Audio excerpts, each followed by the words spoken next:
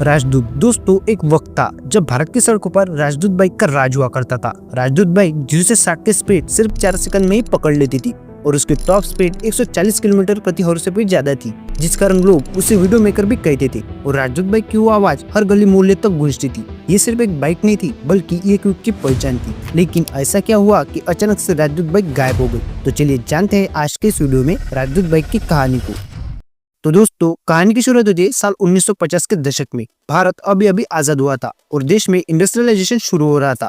लेकिन personal transportation एक बड़ी चुनौती थी, क्योंकि उस वक्त ज्यादातर लोग साइकिल या बसों पर निर्भर थे। इसी बीच स्कॉट ग्रुप नाम की कंपनी ने तय किया कि भारत को खुद की अपनी मोटरसाइकिल चाहिए, जो सस्ती हो, टिकाऊ हो और हर भारतीय रास्ते पर चले। और फिर साल 1955 में स्कॉट ग्रुप ने पोलैंड की एक कंपनी CMW से टाइप किया और इस कंपनी की बाइक SHL M11 मॉडल पर आधारित थी। इसी बाइक को भारत में हरियाणा के फरीदाबाद में लाइसेंस के तहत बनाया गया और इस बाइक को भारतीय रास्तों के हिसाब से थोड़ा बहुत एडजस्ट भी किया गया। जिसके बाद साल 1962 में SHL M11 को इंडिया के अंदर एक नए नाम से लॉन्च किया और वो नाम था राजदूत 175। इस बाइक में था 2 स्ट्रोक 175 इंजन, मैनुअल ट्रांसमिशन और दमदार टॉर्क। लेकिन इन सभी खूबियों के बावजूद राजदूत बाइक की शुरुआत काफी स्लो रही थी, क्योंकि लोग इस नई बाइक पर भरोसा नहीं कर रहे थे। लेकिन राजदूत बाइक ने हार नहीं मानी और सिर्फ 5 साल के अंदर अपनी अलग ही पहचान बनाई और बन गई आम आदमी की पहली भरोसेमंद सवारी। क्योंकि भारत की सड़कों पर यह बाइक ऐसे दौड़ती थी जो कोई सीधा मैदान हो। और उस दौर में ये बाइक इतनी ताकतवर और भरोसेमंद थी कि किसान हो, व्यापारी हो या सरकारी अफसर, हर कोई राजदूत बाइक का दीवाना था। खासतौर से यूपी, MP और बिहार के गांव में दूध वालों के लिए तो एक उनकी पहचान बन गई थी। क्योंकि इस बाइक में सबसे बड़ा प्लस पॉइंट यह था कि इसमें कोई भी जुगाड़ चल जाता था और इसके रिपेयर में भी टाइम कम लगता था और जरूरत पड़ने पर लोग इसे खुद ही रिपेयर कर लेते थे। इसी तरह राजदूत बाइक गांव के लोगों के लिए रोजमर्रा की जरूरत बन गई थी। लेकिन इसमें कई सारी कमियां भी थी, जैसे कि इसकी गियर और किक एक ही लीवर से कंट्रोल होती थी और साथ ही इसमें ऑयल लीक और कार्बोरेटर ओवरफ्लो की भी प्रॉब्लम रहती थी। इन सभी कारणों की वजह से राजदूत बाइक को शुरुआत से ही एक विवादित कैटेगरी की बाइक में खड़ा कर दिया था। लेकिन फिर आता है साल 1973, जब एक बॉलीवुड फिल्म बॉबी ने राजदूत बाइक को सुपरस्टार बना दिया था। इस मूवी में ऋषि कपूर ने एक छोटी, स्टाइलिश और बिल्कुल हल्के दिखने वाली बाइक चलाई थी, जिसका नाम था राजदूत GTS 175। ये बाइक असल में राजदूत 175 का ही मिनी वर्जन थी और लोग भी अब इस बाइक को बॉबी बाइक के नाम से बुलाने लगे थे।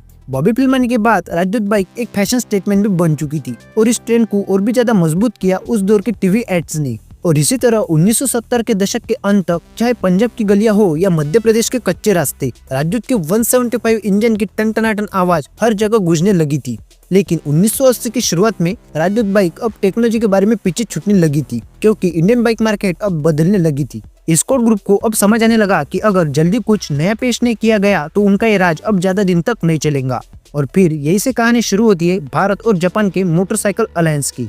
जिसके बाद 1970 के दशक के आखिर में स्कॉट ग्रुप ने जापान की यामा कंपनी को उनकी एक जबरदस्त परफॉर्मेंस बाइक यामा RD350 का डिजाइन देने के लिए मना लिया था। और यामा भी इस डील के लिए इसलिए मान गया था क्योंकि इंडिया में उस वक्त इंपोर्ट को लेकर बहुत ही सख्त नियम थे। यामा के साथ ये समझौते के बाद स्कॉट कंपनी अपनी नई बाइक बनाने में जुट गई थी। और फिर आया साल 1983, इंडिया की सड़कों पर नई राजदूत 350 को उतारा गया, जो कि यामा RD350 का मॉडिफाइड वर्जन था। इस बाइक में था 347cc का air cooled 2 stroke double cylinder engine. इसकी आवाज इतनी स्मूथ थी कि सुनते ही दिल खुश हो जाए। कुल मिलाकर ये एक इंडिया के हिसाब से रॉकेट थी, जबकि इंटरनेशनल वर्जन के मुकाबले इंडिया में इसकी पावर को थोड़ा कम किया गया था। दरअसल RD350 को दुनिया भर में उसकी पावर के लिए जाना जाता था। जहां ओरिजिनल मॉडल करीब 29 हॉर्स पावर जनरेट करता था, वही इंडिया में इसे 27 हॉर्स पावर ही लॉन्च किया गया था, ताकि माइलेज बेहतर दे सके। फिर भी ये बाइक 0 से 60 की स्पीड सिर्फ 4 सेकंड में ही पकड़ लेती थी और इसकी टॉप स्पीड 160 किलोमीटर से भी ऊपर की थी। RD350 को सीधा 350cc बुलेट से टक्कर देने के लिए लॉन्च किया गया था और स्टाइल और स्पीड के मामले में भी ये बाइक बुलेट से कहीं आगे थी। और फिर आया वो टाइम जब GTS 175 की तरह इस बाइक को भी बॉलीवुड ने सुपरहिट बना दिया था। जिसके बाद RD350 ने इंडिया के इंजीनियर को ये दिखा दिया था कि असली परफॉर्मेंस किसे कहते हैं। लेकिन जहाँ इस बाइक की टेक्नोलॉजी ने सबको हैरान कर दिया था, वही ये कंपनी के लिए सबसे बड़ी प्रॉब्लम बनी।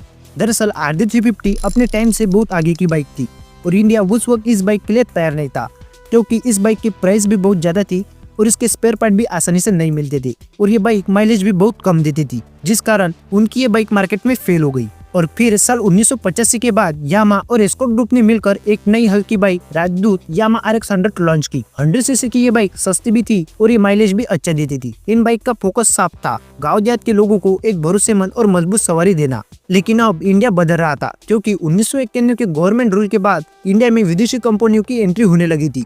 होंडा और सुजुकी ने अपनी 100 सीसी वाली बाइक लॉन्च की और इसमें सबसे ज्यादा पॉपुलर हुई हीरो होंडा की बाइक, जो कि एक स्लोगन के साथ आई, feel it shirt it. Mileage के बारे में राजदूत का इस बाइक के सामने तो कोई मुकाबला ही नहीं था। इसके अलावा कावासाकी, बजाज, टीवीएस, सुजुकी ने इंडियन कस्टमर को बाइक की एक नई कैटेगरी का मजा दिया और राजदूत बाइक जो कभी भारत की पहचान हुआ करती थी, अब वो लोगों को पुरानी और भारी बाइक लगने लगी थी और वही यंग जनरेशन अब फोर स्ट्रोक इंजन का रूप करने लगी थी। लेकिन राजदूत ने अपनी आखिरी ताकत गांव और छोटे शहरों तक रखी, पर साल 2000 तक आते आते इस कंपनी की हालत काफी खराब हो चुकी थी और फिर साल 2001 में एस्कॉर्ट ग्रुप ने अपना टू व्हीलर बिजनेस यामा को ही बेच दिया और यामा ने इस बाइक का प्रोडक्शन कुछ सालों तक जारी रखा। लेकिन साल 2005 के बाद गवर्नमेंट ने नए रूल जारी किए, जिसमें धुआं छोड़ने वाली गाड़ियों पर सख्त नियम लगे। ऐसे में राजदूत बाइक की सबसे बड़ी ताकत उसका टू स्ट्रोक इंजन ही उसकी सबसे बड़ी कमजोरी बन गई और आखिरकार साल 2005 में इस बाइक को बंद करना पड़ा। तो दोस्तों, क्या आपके भी घर में किसके पास राजदूत बाइक थी? हमें कमेंट बॉक्स में जरूर बताना। और हाँ, अगर आपको वीडियो अच्छी लगे तो वीडियो को लाइक और चैनल को सब्सक्राइब जरूर कर दीजिए।